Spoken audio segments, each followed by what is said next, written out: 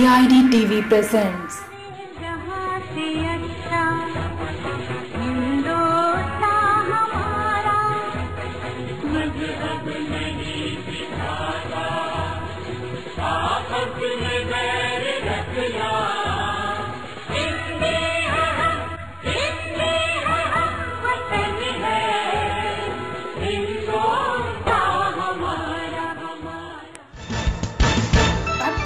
DID TV की खास पेशकश।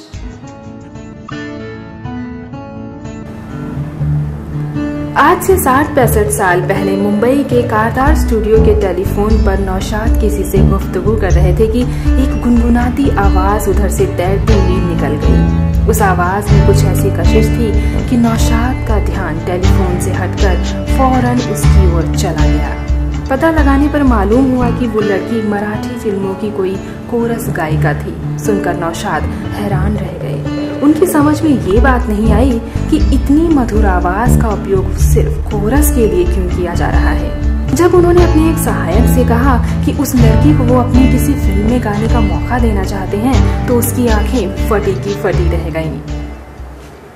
17 वर्षों से हिंदी की सेवा करता समाचार पत्र इंडिया दर्पण विगत 5 वर्षों से प्रतिदिन निर्भीक निष्पक्ष समाचारों का माध्यम दैनिक इंडिया दर्पण। उन दिनों फिल्मी संगीत की दुनिया में नौशाद का एकमात्र साम्राज्य था।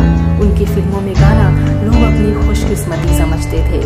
उस लड़की की आवाज के जादू ने नौशाद के सिर पर सवार होकर कुछ इस कदर जोर शोर से बोलना शुरू कर दिया था कि बगैर उससे मिले नौशाद ने भविष्यवाणी कर डाली कि इस लड़की को अगर गाने का मौका मिला तो वो सबको पीछे छोड़ सबसे आगे निकल सकती है।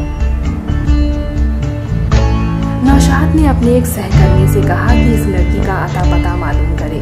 वो उसे फौरन उनके पास लाए।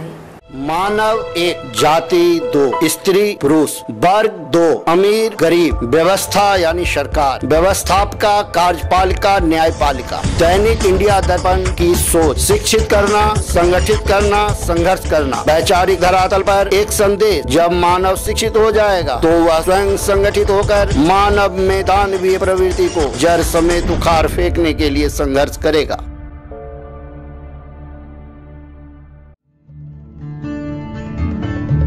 वो मामूली सी लड़की जब उनके कमरे में घुसी तो नौशाद ने उसे गौर से देखा तो पाया कि वह मामूली सी सादी साड़ी और रबड़ की चप्पल पहने सामान्य दिखती थी। उसने नौशाद को बताया कि परेल तक ट्रॉम से और फिर वहां से पैदल चलते हुए वो उनके पास पहुंची थी। पता चला कि उसके पिता दीनानाथ मंगेशकर मराठी रंगमंच के प्रसिद्ध गायक हैं। शास्त्रीय संगीत की प्राथमिक शिक्षा उसने अपने पिता और उच्चतर शिक्षा उस्ताद अमानत खां साहिब से अर्जित की है।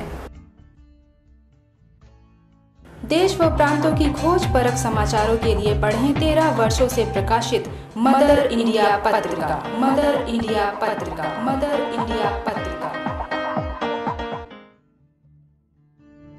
और तब उसे सिर्फ एक सोलो गाने का मौका मिल पाया है बॉम्बे टॉकीज की फिल्म मजबूर में। मजबूर के संगीत निदेशक थे मास्टर गुलाम अली हैदर और उस लड़की का नाम था लता मंगेशकर।